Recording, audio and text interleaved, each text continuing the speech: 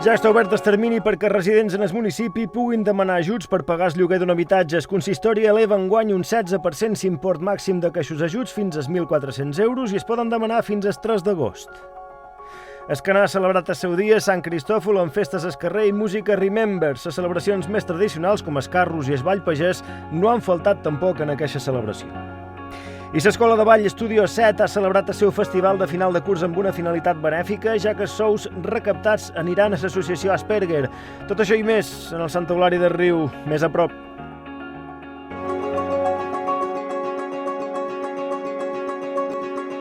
L'Ajuntament de Santa Eulària ja ha obert el termini perquè els residents en el municipi puguin demanar ajuts per pagar el lloguer d'un habitatge. El consistori eleva enguany un 16% l'import màxim d'aquests ajuts fins als 1.400 euros, que seran fins als 1.600 en el cas de menors de 35 anys i majors de 65. Aquests ajuts es poden demanar fins al dia 3 d'agost. L'Ajuntament de Santa Eulària ha obert el termini per demanar els ajuts per al lloguer als residents del municipi. Los precios van aumentando y estas ayudas lo que pretenden es paliar, ayudar a las familias a que puedan llegar a final de mes. Com a principals novetats, enguany s'amplia l'import inicial passant de 1.200 euros a 1.400, un increment motivat per l'actual situació dels preus. Una altra novetat és que els menors de 35 anys i majors de 65 podran demanar-la per un import de lloguer de fins a 1.600 euros. Per aquesta convocatòria també s'han modificat els nivells de renda màxims per accedir als ajuts. Los ingresos que se necesitan mínimos se han aumentado para que intentar llegar a un mayor número de familias para que puedan salir beneficiadas y ayudar en esta situación crítica que tenemos en materia de vivienda. Entre els requisits, ser major d'edat, estar empadronat a Santa Eulària des de fa 3 anys, tenir un contracte en vigor de lloguer, que l'habitatge estigui ubicat al municipi i estar empleat. Per aquesta edició, el pressupost del consistori és de 250.000 euros i els interessats tindran fins al proper 3 d'agost per fer-ho. Tota la informació la tenen disponible al web del consistori.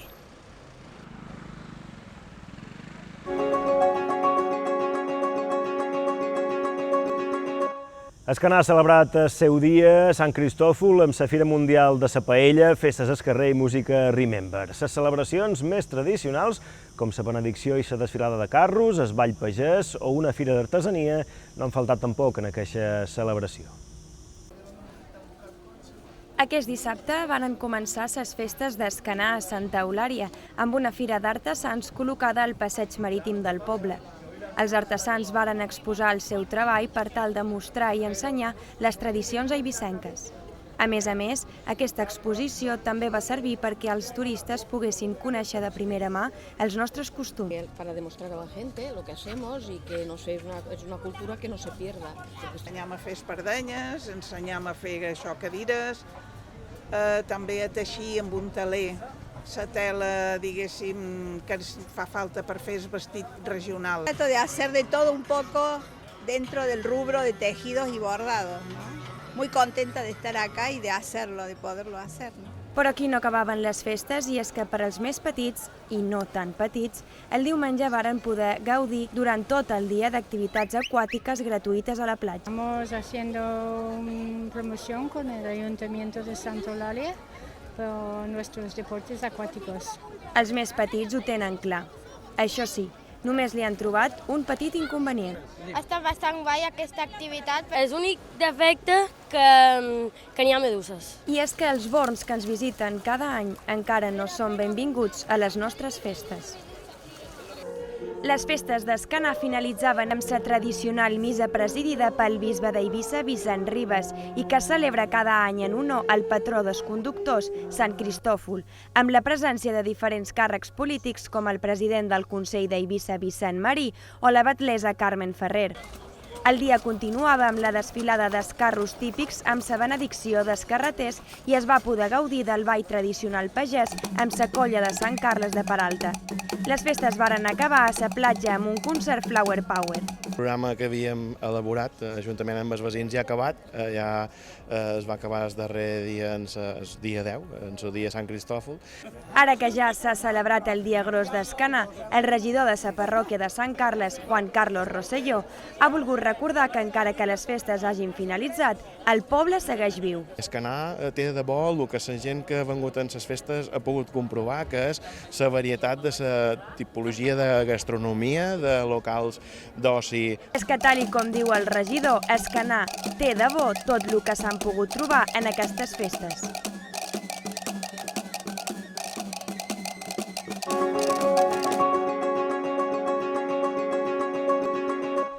L'Escola de Ball Estudio 7 ha celebrat el seu festival de final de curs. Ho ha fet a més amb una finalitat benèfica, ja que els sous recaptats aniran a l'Associació Asperger d'Eivissa i Formentera per ajudar a mantenir l'atenció que se'ls ofereix amb tallers de tot tipus i suport psicològic. Aquest cap de setmana, l'Escola de Ball Estudio 7 ha celebrat el seu gran festival de tancament de curs. Ho ha fet, a més, amb una finalitat benèfica, ja que tots els sous recaptats durant l'actuació celebrada al Centre Cultural de Jesús anirà per l'Associació Asperger d'Eivissa i Formentera. Les alumnes de l'acadèmia eren d'edats variades, però des de les més petites fins a les majors, totes varen causar sensació entre el públic en la seva sincronia de moviments i la seva actitud a sobre de l'escenari. Així, el públic va poder gaudir de tot un espectacle i tot amb una finalitat solidària. Com hem dit, la recaptació es destinarà a l'Associació Asperger de les Pitiuses, que agrupa uns centenars de persones a les nostres illes que tenen aquesta condició, per ajudar a mantenir l'atenció que se'ls ofereix amb tallers de tot tipus i suport psicològic.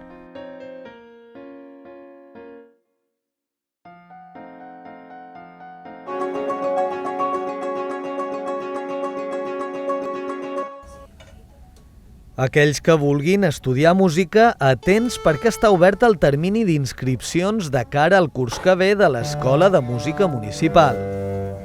Enguany oferim un total de 42 places que poden optar totes aquelles persones que vulguin aprendre a tocar un instrument. A la pàgina web de l'Ajuntament es pot consultar les especialitats que s'ofereixen, així com el centre musical en el que s'impartiran les classes. I és que Santa Eulària compta amb 3 seus on els estudiants poden aprendre música.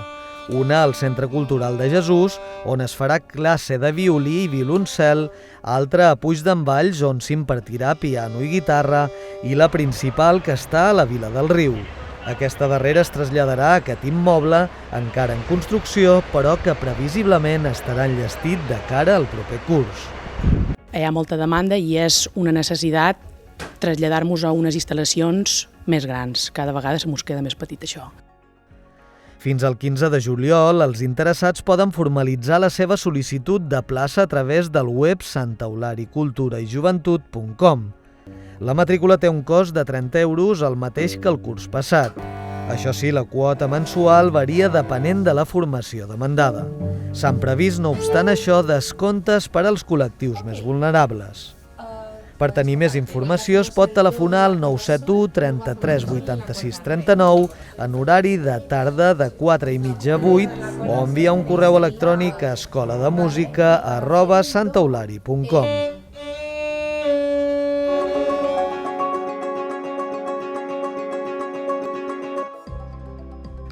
Començam l'agenda d'aquesta setmana amb la tercera nit de museu d'aquesta temporada del Museu Etnogràfic. Aquest dissabte, dia 15 de juliol, hi haurà una visita guiada de les noves exposicions temporals, música amb un DJ i tast de productes tradicionals. A les 10 de la nit, actuació del còmic José Boto. Totes les activitats són gratuïtes i s'hi poden apuntar fins aquest divendres. També hi ha activitats per als més jovens, perquè fins aquest dissabte els punts jovens a Santa Eulària, Jesús i Puig d'en Valls acullen activitats ben diverses, com tornejos, tallers de cuina, excursions i esports. Consultin el programa. Aquest diumenge es farà la processó marinera de la Mare de Déu del Carme. Tot començarà a les 7 de la tarda amb una missa a la capella de Lourdes, seguida de processó i sortida a la mà. Després hi haurà un refrigeri a l'Escola de Vela oferit per el Club Nàutic de Santa Eulària. Cala Llonga acull aquest diumenge, dia 16, una projecció de cine a la fresca. Es passarà la segona part de la pel·lícula 5, doblada en castellà i subtitulada en anglès. Aquesta activitat és gratuïta, però es podran comprar catufes i la recaptació anirà a l'Associació d'Eivissa i Formentera contra el càncer.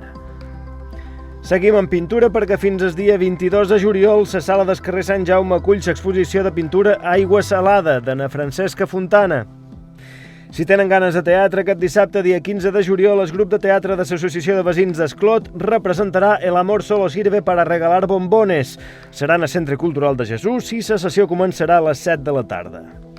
I si volen anar al cine, des d'aquest dijous i fins diumenge, el Teatre Espanya projecta Indiana Jones i el Dial del Destino a les 5:30 de la tarda en anglès i subtitulada en castellà i a les 8:30 del vespre en castellà.